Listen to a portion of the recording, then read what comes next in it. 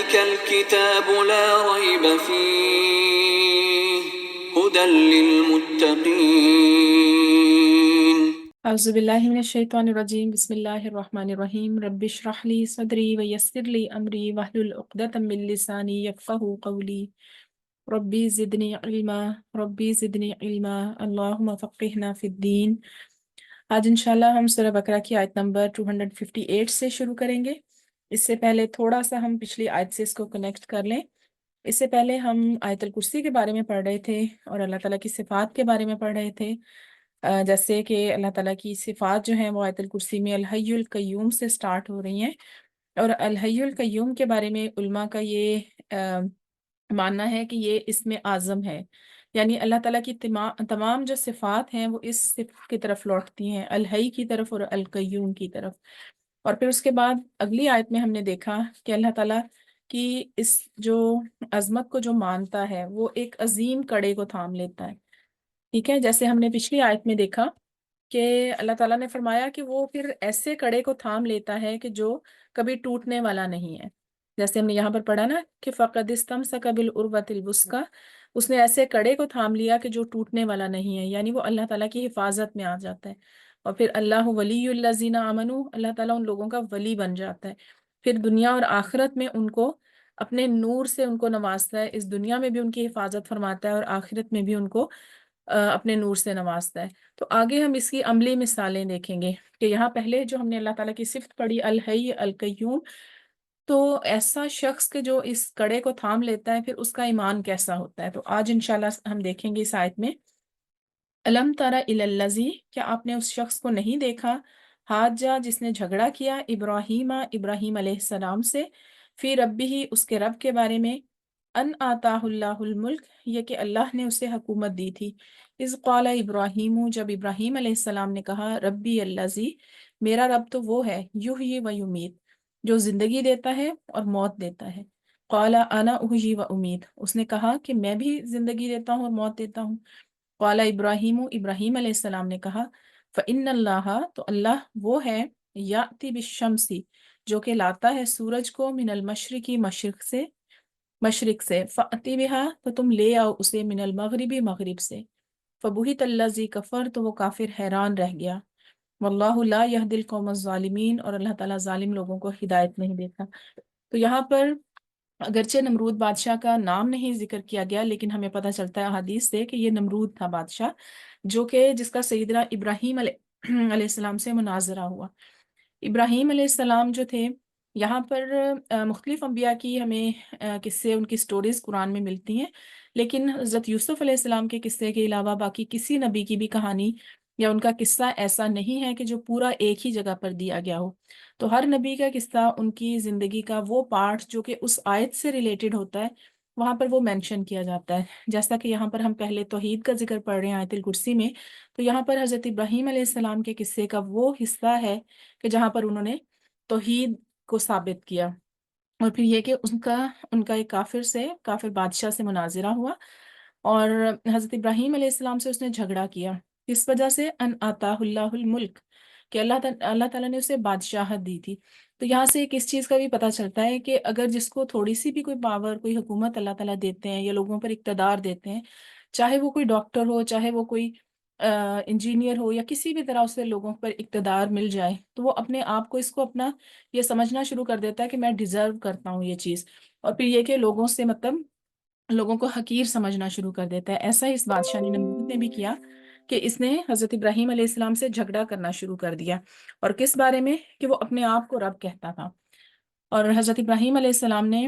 یعنی اس سے یہ کہا کہ میرا رب تو وہ ہے کہ جو زندگی دیتا ہے اور موت بھی دیتا ہے، اور اس کا کیونکہ زندگی اور موت کا کنسیپٹ کلیئر نہیں تھا، تو اس نے کیا کیا کہ ایک قیدی کو بلایا، اس کو دو قیدیوں کو بلایا، ایک کو زندہ چھوڑ دیا اور ایک کو مار دیا، اور اس نے کہا کہ میں بھی مارتا ہوں اور زندگی دیتا ہوں۔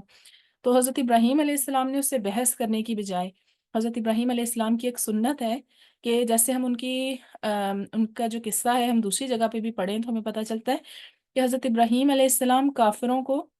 یعنی ایسا ان کو دلائل ایسے دیتے تھے کہ وہ اپنے آپ کو خود بیوقوف سمجھنا شروع کر دیتے تھے۔ جیسا کہ ہم دیکھتے ہیں کہ ستارہ پرست لوگوں کو حضرت ابراہیم علیہ السلام نے یہ نہیں کہا کہ تم شرک نہ کرو، بلکہ انہوں نے دلائل سے ثابت کیا کہ ستارہ چھوٹا ہے، چلو میں اس کو خدا مانتا ہوں، یہ ڈوب گیا، اب سورج آ گیا، اب یہ بڑا ہے، یہ میرا خدا ہے، یہ بھی ڈوب گیا۔ پھر آخر میں انہوں نے کہا کہ میں ڈوبنے والوں سے محبت نہیں کرتا۔ اسی طرح جب آپ نے تمام بتوں کو توڑا تو پھر آپ نے ایک جو بڑا بت تھا اس کے کندھے پر آپ نے کلہاڑا رکھ دیا، اور پھر کہا کہ اب اس بت سے پوچھ لو، تو وہ خود اپنے منہ سے بولے کہ یہ کیسے ہم اس سے پوچھیں، یہ تو بول نہیں سکتے۔ تو پھر حضرت ابراہیم علیہ السلام نے فرمایا کہ یہ کیسے تمہیں نفع یا نقصان دے سکتے ہیں کہ جو خود بول ہی نہیں سکتے، جو اپنی مدد نہیں کر سکتے۔ تو یہاں بھی ابراہیم علیہ السلام نے وہی سنت اپنی کو دہرایا۔ آپ نے یہ نہیں کہا کہ یہ تو زندگی اور موت دینا نہیں ہے، آپ نے فرمایا کہ میرا رب وہ ہے کہ جو سورج کو مشرق سے نکالتا ہے، تم اس طرح کرو کہ مغرب سے نکال کے دکھا دو۔ تو اب اس کے پاس کوئی جواب نہیں تھا اس کافر کے پاس، ٹھیک ہے، فبوہت اللہ کفر، تو وہ کافر کیا تھا، وہ حیران رہ گیا۔ اور ہم دیکھتے ہیں کہ بعد میں وہ اپنی یہ جو ہے نا شرمندگی مٹانے کے لیے اس نے حضرت ابراہیم علیہ السلام کو آگ میں ڈالنے کا فیصلہ کیا۔ لیکن یہاں پر ہمیں یہ بھی پتہ چلتا ہے کہ واللہ لا یہدی القوم الظالمین، کہ اتنے واضح دلائل دیکھنے کے بعد جب اس کے پاس کوئی جواب نہیں رہ گیا تو پھر بھی اس نے تکبر کیا، پھر بھی اس نے ہدایت نہیں اختیار کی۔ تو یہاں پر اللہ تعالیٰ جو ہے وہ ظالم قوم کو ہدایت نہیں دیتا، یعنی ان کے لیے جو قطعی دلائل ہیں نا وہ بھی کسی کام نہیں آتے، اور سیدھے راستے پر جو آنا نہ آنا ہے وہ انسان کا ظلم ہے۔ تو اللہ تعالیٰ ایسے لوگوں کو جو ہے وہ ہدایت نہیں دیتے۔ پھر اس کے بعد ہم دیکھتے ہیں کہ اسی طرح ایک اور جیسے آپ کہہ لیں کہ کیس سٹڈی ہے اسی چیز میں، جس میں ہم پڑھ رہے ہیں کہ اللہ تعالیٰ زندگی اور موت کا مالک ہے، الحی القیوم، زندگی اور موت کا مالک ہے۔ تو پھر ہم اس میں ایک اور دیکھتے ہیں قصہ، او کلزی، یا اس شخص کی طرح، مرہ جو گزرا، علی قریتن ایک بستی سے، وہی خاویتن علی عروشہا، عروشہا یعنی اپنی چھتوں پر، خاویتن گری پڑی تھی، قالا اس نے کہا، انا یحیی، انا کیسے، یحیی زندہ کرے گا، حاضی اللہ اس بستی کو اللہ تعالیٰ، بعد موتیہا اس کی موت کے بعد، فاماتہ اللہ تو اللہ نے اس شخص کو موت دے دی، میات عامن 100 سال تک، ثم بعث پھر اس کو زندہ کیا، قال کم لبثت اس سے پوچھا کہ تم کتنی دیر رہے، یعنی کتنی دیر سوتے رہے، قال لبثت اس نے کہا کہ میں سوتا رہا یا میں رہا، یومن و بعض یوم دن یا اس کا ایک کچھ حصہ، قال اللہ تعالیٰ نے فرمایا بل لبثت بلکہ تم سوتے رہے، میات عامن 100 سال تک، فانظر الی طعامک تو اپنے کھانے پینے کی چیزوں کو دیکھو، و شرابی کا اور پینے کی چیزوں کو، لم یتسنہ وہ بالکل بھی خراب نہیں ہوئی، وانظر الی حماری کا اور اپنے گدھے کو دیکھو، ولی نجعلہ کا اور تاکہ ہم تمہیں بنا دیں آیتن نشانی، للناسی لوگوں کے لیے، وانظر الی العظامی اور دیکھو ہڈیوں کی طرف، کیف ننشزها کیسے ہم ان کو اٹھاتے ہیں، ثم نکسوها پھر ہم انہیں پہناتے ہیں، لحمن گوشت، فلما تبینہ پھر جب واضح ہو گیا اس پر، لہو اس پر، قالا اس نے کہا، عالم اللہ تعالیٰ نے یعنی فرمایا کہ میں جانتا ہوں، اس نے کہا میں جانتا ہوں، ان اللہ علی کل شیء قدیر اللہ تعالیٰ ہر چیز پر قادر ہے۔ تو یہاں پر بھی حضرت عزیر علیہ السلام کا نام مینشن نہیں کیا گیا، لیکن یہ واقعہ حضرت عزیر علیہ السلام کے بارے میں ہے، اور یہاں پر ایسا شخص کہ جس کے دل میں پہلے سے ایمان تھا لیکن وہ اپنے ایمان کی مضبوطی چاہتا تھا، اور یہاں پر حضرت عزیر علیہ السلام کے بارے میں بات ہو رہی ہے کہ حضرت عزیر علیہ السلام جو تھے وہ ایک بستی کے پاس سے گزرے، اور خاویۃ علی عروشیہا یعنی ایسی بستی کو کہا جاتا ہے کہ ایک تو ذہن میں یہ آتا ہے نا کہ ایسی بستیاں جن کو اللہ تعالیٰ نے عذاب دیا تھا اور ان کو اپ سائڈ ڈاؤن جیسے کر دیا، ایسے نہیں، بلکہ یہ ایک بیابان یا بالکل اجاڑ بستی تھی جہاں پر پہلے کبھی آبادی ہوا کرتی تھی، لیکن خاویۃ علی عروشیہا کہ وہ گری پڑی تھی، اور ایک طویل عرصے سے، اس میں یہ مفہوم آتا ہے کہ بہت طویل عرصے سے یہ ٹوٹ پھوٹ کا شکار تھی، اور پھر یہ ہے کہ وہاں پر کوئی آبادی نہیں تھی۔ وہاں پر انہوں نے جاتے ہوئے خود سے یعنی یہ بات کی کہ انا یحیی ھذہ اللہ، اللہ تعالیٰ اس کو کیسے زندہ کرے گا بعد موتیہا، جیسے ہم کبھی صحرا یا کسی جہاں پر کبھی کبھی جیسے سیلاب کے علاقے دیکھیں یا ہم جس طرح کوئی کھنڈرات دیکھیں تو ہم یہ دیکھنے سوچتے ہیں ذہن میں کہ کیسے اللہ تعالیٰ ان کو جو ہے نا وہ کبھی یہاں پر کوئی رہتا بھی تھا، ابھی کیسے یہاں پر ویرانی ہے، اور یہ تو ہمارا یقین ہے کہ اللہ تعالیٰ ان کو زندہ کرے گا۔ تو اس نے ان کے دل میں یعنی یہ نہیں خیال آیا، یہ ان کا انکار نہیں تھا کہ اللہ تعالیٰ ان کو زندہ نہیں کر سکتا، بلکہ ان کا یہ یعنی تعجب تھا کہ انا کیسے، تو اللہ تعالیٰ نے ان کو یعنی یہ واضح کرنے کے لیے فَأَمَاتَهُ اللَّهُ اللہ تعالیٰ نے اس کو موت دے دی، اور کتنے سال تک، 100 سال تک، یعنی ایک طرح سے اللہ تعالیٰ نے ان کو سلا دیا۔ اور پھر اس کے بعد جب وہ اٹھے، قال کم لبست، کتنی دیر تم سوتے رہے؟ قال لبست یومن و بعد یوم، جیسے اگر کوئی بہت لمبی نیند کے بعد اٹھے تو اس کو اندازہ نہیں ہوتا کہ یہ وقت کون سا ہے، یہ میں کتنی دیر سویا، یا پھر یہ کہ اتنی نیند کی حالت میں نے کیا کیا مس کر دیا۔ تو اسی طرح ان کو یہ اندازہ نہیں ہوا کہ وہ کتنی دیر سوتے رہے۔ تو اللہ تعالیٰ نے ان سے پوچھا کہ آپ کتنی دیر سوتے رہے؟ انہوں نے کہا کہ ایک دن یا دن کا کچھ حصہ۔ پھر اللہ تعالیٰ نے فرمایا کہ نہیں، تم 100 سال تک سوتے رہے، ٹھیک ہے۔ اور پھر یہ ہے کہ پھر اللہ تعالیٰ نے فرمایا کہ فنظر الی طعامک، اب یہ اللہ کی نشانیاں ہیں، یعنی ایک تو اللہ تعالیٰ نے اس شخص کو نشانی بنا دیا کہ جو 100 سال تک زندہ رہا، اور پھر یہ کہ اس کے جو کھانے پینے کا سامان تھا، ان کا گدھا جو تھا، اس کو نشانی بنا دیا۔ فنظر الی طعامک و شرابک، پھر اپنے کھانے اور پینے کی چیزوں کی طرف دیکھو، لم یتسنہ، وہ خراب نہیں ہوئی۔ تو یہاں بھی دیکھیں بالکل معجزے والی بات ہے کہ جو کھانے پینے کی اشیاء ہیں ان کا ٹائم سپین بہت کم ہوتا ہے، بہت جلدی خراب ہو جاتی ہیں۔ جیسے اگر دودھ ہے، آپ بہت اس کو میکسیمم 1-2 دن تک رکھیں باہر تو وہ خراب ہو جائے گا، ایک دن بھی رکھیں تو خراب ہو جائے گا۔ لیکن یہاں پر کیا ہوا کہ 100 سال گزر گئے، کھانا اور پانی جو ان کی پینے کی پانی تھا یا جو بھی تھا وہ خراب نہیں ہوا۔ اور پھر لیکن ایک اور نشانی اللہ تعالیٰ نے دکھائی کہ جو انسان ہے یا کوئی بھی جاندار ہے، اس کو خراب ہونے میں یا اس کی ہڈیاں گلنے میں ٹائم لگتا ہے، لیکن وہ جو ہے وہ خراب ہو گیا اور کھانا خراب نہیں ہوا۔ پھر اللہ تعالیٰ نے فرمایا کہ وانظر الی حمارک، اپنے گدھے کی طرف دیکھو۔ گدھا اب کیا تھا کہ وہاں پر جو بستی اپنی چھتوں پر الٹی پڑی تھی، کھنڈرات تھے، تو اس کی ہڈیاں بھی اس کھنڈرات کے مٹی کے نیچے دبی ہوئی تھیں۔ اور پھر اللہ تعالیٰ نے کیا فرمایا کہ وَلِنَجْعَلَكَ آیَةً لِلنَّاسِ، اور کہ اس وجہ سے تاکہ میں تمہیں بھی لوگوں کے لیے نشانی بنا دوں۔ یعنی ایک تو یہ چیزیں ہیں کہ جب وہ انہوں نے اپنی آنکھوں سے دیکھی کہ ان کے سامنے اللہ کی نشانیاں ظاہر ہو رہی تھیں، اور پھر اس کے بعد ایک ایسا شخص جب لوگوں کے سامنے جائے گا کہ جو 100 سال کے بعد نیند کے بعد اٹھا ہے، تو وہ لوگوں کے لیے اس سے بھی بڑی نشانی ہوگی، لوگوں کو موت کے بعد اٹھنے کا یقین آ جائے گا، لوگوں کے لیے نشانی اللہ تعالیٰ نے بنا دی۔ پھر کہا کہ وانظر الی العظام، اس کی ہڈیوں کی طرف دیکھو، کیف ننشزها، کہ کیسے ہم ان کو اٹھاتے ہیں۔ ننشزها، اس میں یہ مفہوم آتا ہے کہ ایک دم سے جیسے اٹھ کے کھڑے ہونا۔ تو اللہ تعالیٰ کے حکم سے جب اللہ نے حکم دیا تو اس کی ہڈیاں جو بھی ملبے کے نیچے یا مٹی کے نیچے دبی ہوئی تھی، وہ ایک دم سے اٹھ کے وہ اینیمل بن گیا۔ ثم نکسوها لحما، تو پھر اللہ تعالیٰ نے کیا کیا کہ اس کی ہڈیوں کے اوپر گوشت کو چڑھا دیا، اور وہ بالکل ایک زندہ گدھا یعنی جس طرح سے بن گیا۔ یہ سب چیزیں ان کی آنکھوں کے سامنے ہو رہی تھیں۔ تو پھر کیا ہوا کہ ان پر اللہ تعالیٰ کی قدرت جی تھی وہ واضح ہو گئی۔ فلما تبین لہ، جب یہ سب کچھ انہوں نے اپنی آنکھوں سے دیکھ لیا تو کیا فرمایا؟ قال عالم، انہوں نے کہا کہ میں جانتا ہوں یا اب مجھے یقین آ گیا ہے، ان اللہ علی کل شیء قدیر، اللہ تعالیٰ ہر چیز پر قادر ہے۔ تو یہاں پر ہم زندگی اور موت کے عقیدے کی ہم نے ایک اور وضاحت دیکھی کہ جیسے پچھلی آیت میں ایسا شخص تھا کہ جو زندگی اور موت کے عقیدے سے واقف ہی نہیں تھا، اس کا کفر کرنے والا تھا۔ دوسرا ایسا شخص تھا کہ جو اس کو ایمان تو تھا، لیکن وہ اپنے یقین کے لیے وہ یہ سوچ رہا تھا کہ یہ کیسے اللہ تعالیٰ کریں گے، تو اللہ تعالیٰ نے ان کی آنکھوں کے سامنے دکھا دیا۔ اور پھر یہ کہ یعنی اس میں ہمیں یہ بھی پتہ چلتا ہے کہ اللہ تعالیٰ کے ہاتھ میں ہی زندگی اور موت کے تمام فیصلے ہیں، وہ جسے چاہے جس طرح چاہے جتنی دیر چاہے اسے محفوظ رکھ سکتا ہے، اسے زندگی دے سکتا ہے۔ اور پھر یہ کہ تمام مخلوقات کو ایک ساتھ میں ایک جھٹکے میں کھڑا کرنا اللہ کے لیے کچھ بھی مشکل نہیں۔ ان اللہ علی کل شیء قدیر، اللہ تعالیٰ ہر چیز پر قادر ہے۔ پھر آگے ہمیں اسی سے ریلیٹڈ، اسی عقیدے سے ریلیٹڈ ایک اور آیت ملتی ہے کہ وَإِذْ قَالَ إِبْرَاهِيمُ، اب یہاں پر حضرت ابراہیم علیہ السلام کا ذکر ہے کہ جو ایمان میں بہت زیادہ تھے۔ ہم دیکھتے ہیں کہ جو انبیاء کا جو ایمان ہے نا وہ ہمیشہ سے بڑھتا جاتا ہے، اور پھر یہ کہ انبیاء کو ایسی ایسی چیزیں دکھائی جاتی ہیں کہ جس سے ان کے ایمان میں ہمیشہ اضافہ ہوتا ہے۔ عام لوگوں کا ایمان جو ہے وہ کبھی بڑھتا ہے کبھی کم ہوتا ہے، لیکن انبیاء کا ایمان ہمیشہ بڑھتا جاتا ہے۔ اور پھر یہ کہ وہ دوسروں کو اللہ کی پیغام کی طرف بلانے والے ہوتے ہیں، تو اللہ تعالیٰ ان کو ایسے ایسے مشاہدات کرواتے ہیں کہ جس سے ان کا اپنا دل مطمئن ہو جائے۔ اور پھر کیونکہ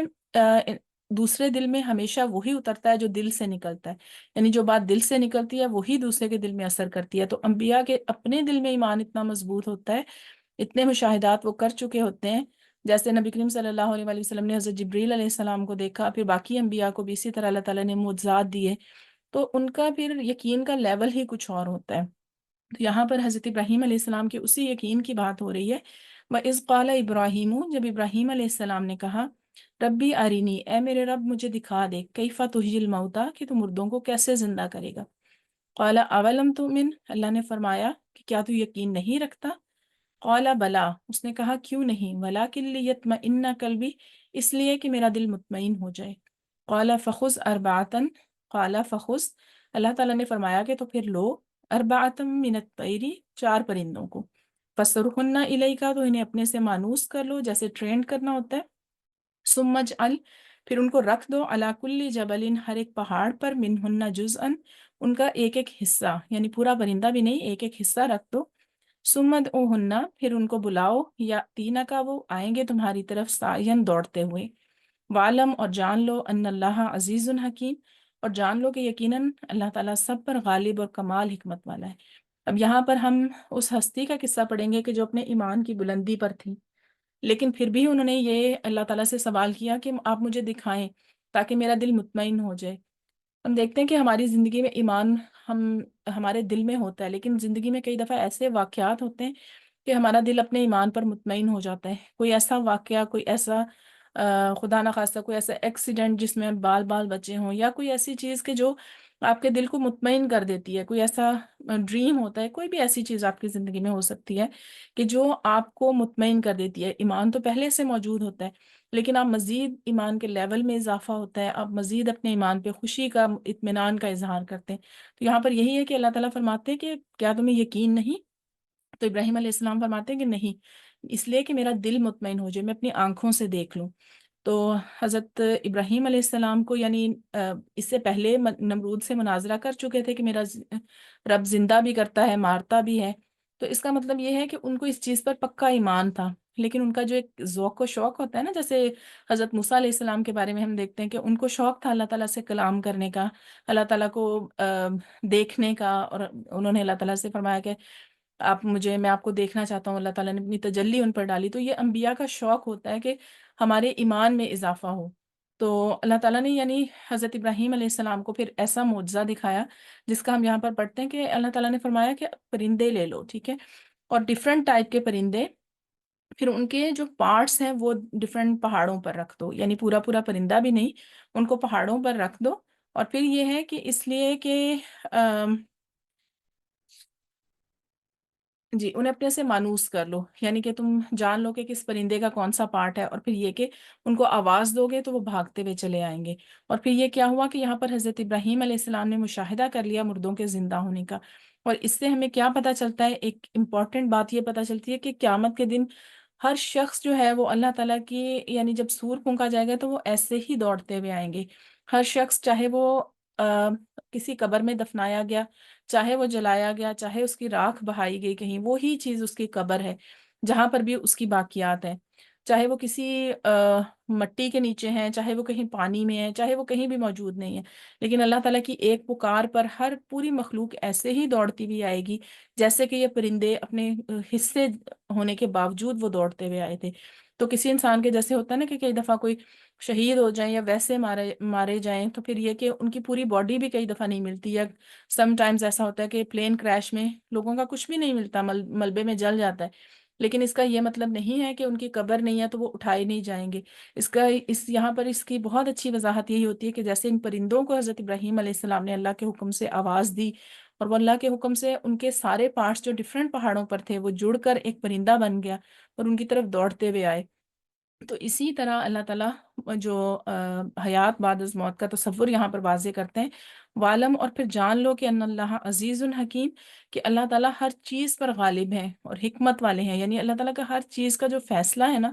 وہ حکمت پر مبنی ہے۔ اور انبیاء علیہ السلام کو ہمیں یہاں یہ بھی پتہ چلتا ہے کہ غیب کا پردہ ہٹا کر ایسی ایسی چیزیں دکھائی جاتی ہیں کہ جو عام لوگ نہیں جانتے۔ جیسے ہم نبی کریم صلی اللہ علیہ وآلہ وسلم کے بارے میں ایک سیرت میں ایک واقعہ پڑھتے ہیں کہ آپ صلی اللہ علیہ وآلہ وسلم ایک دفعہ نماز پڑھا رہے تھے، تو آپ تھوڑا سا یعنی اپنی جگہ سے ہلے اور آپ نے ایسے ہاتھ آگے بڑھایا، اور صحابہ نے بعد میں پوچھا کہ آپ صلی اللہ علیہ وآلہ وسلم نماز میں ہم نے دیکھا کہ اس طرح سے آپ حرکت کر رہے تھے، تو آپ نے فرمایا کہ مجھے جنت دکھائی گئی، اور میں نے جنت کے جو انگور کے گوشے تھے خوشے تھے اس میں سے دیکھا، اور میرا دل چاہا کہ میں اس میں سے ایک توڑ لوں، اور اگر میں توڑ لیتا تو تم اس کو قیامت تک کھاتے رہتے، وہ کبھی ختم نہیں ہوتا۔ یعنی انبیاء کو ایسے ایسے مشاہدات کرائے جاتے ہیں، ایسے ایسے معجزات دیے جاتے ہیں جو کہ عام انسانوں کو نہیں ہوتے، اس لیے انبیاء کے ایمان کا لیول بھی وہی ہوتا ہے، یعنی عام انسانوں سے بہت زیادہ بلند ہوتا ہے، اور وہ اللہ کے بہت زیادہ قریب ہوتے ہیں۔ تو اس سے ہمیں یہ پتہ چلتا ہے کہ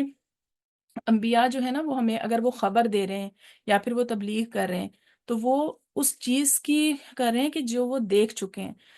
ہمیں اس چیز کا بھی پتہ ہے کہ جو دیکھی ہوئی چیز ہے نا، اس کا یقین سنی ہوئی چیز سے بہت زیادہ ہوتا ہے، اور یہاں پر اسی طرح اسی لیے ابراہیم علیہ السلام نے کہا کہ میں اپنی آنکھوں سے دیکھنا چاہتا ہوں۔ اور پھر یہ کہ اسی طرح عزیر علیہ السلام کا بھی جو ہمیں پچھلی آیت میں پتہ چلتا ہے کہ عزیر علیہ السلام نے بھی یہ سوچا، انہوں نے کوئی معجزہ طلب نہیں کیا، انہوں نے صرف یہ سوچا تھا۔ یہاں پر حضرت ابراہیم علیہ السلام نے اللہ تعالیٰ سے طلب کیا کہ ارینی، کہ مجھے دکھا دے۔ اور کئی دفعہ ایسا ہوتا ہے کہ جو خاموشی سے، جیسے حضرت عزیر علیہ السلام کے بارے میں آتا ہے کہ انہوں نے اپنے آپ سے سوال کیا کہ انا یحیی ھذہ اللہ بعد موتہا، کہ اللہ تعالیٰ اس بستی کو کیسے زندہ کرے گا۔ تو ہمیں ان آیات سے یہ پتہ چلتا ہے کہ وہی آیت الکرسی کی جو آگے ڈیٹیل ہے نا، یہی اس میں آ رہی ہے کہ یحیی و یمیت، یعنی وہ خود بھی زندہ ہے اور وہ پوری مخلوقات کو زندہ رکھنے پر بھی قائم ہے، یعنی الحی القیوم ہے، قائم رکھنے والا بھی وہی ہے، اور زندہ رکھنے والا بھی وہی ہے، اور موت دینے والا بھی وہی ہے۔ تو انہی جو عقائد ہیں، اس کی وضاحت آگے ہم نے 2 آیات میں پڑھی۔ تو الحمدللہ یہ رکوع ہمارا یہاں پر کمپلیٹ ہو گیا۔ اس میں ہم نے 3 آیات دیکھی، اور تینوں آیات میں ڈفرینٹ ہم نے یہاں پر ایک سٹوریز پڑھی۔ حضرت ابراہیم علیہ السلام کا قصہ بہت زیادہ طویل ہے، لیکن یہاں پر صرف اتنا حصہ ذکر کیا گیا کہ جس میں توحید کے دلائل ہیں، اور جہاں پر ان کی حضرت ابراہیم علیہ السلام کی نمرود سے مناظرہ تھا، اور جہاں پر یہاں پر ان کو یہ معجزہ دیا گیا پرندوں کا۔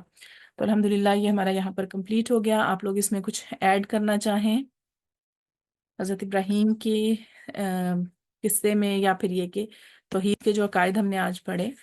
اس میں اگر آپ کچھ ایڈ کرنا چاہیں تو ضرور کریں۔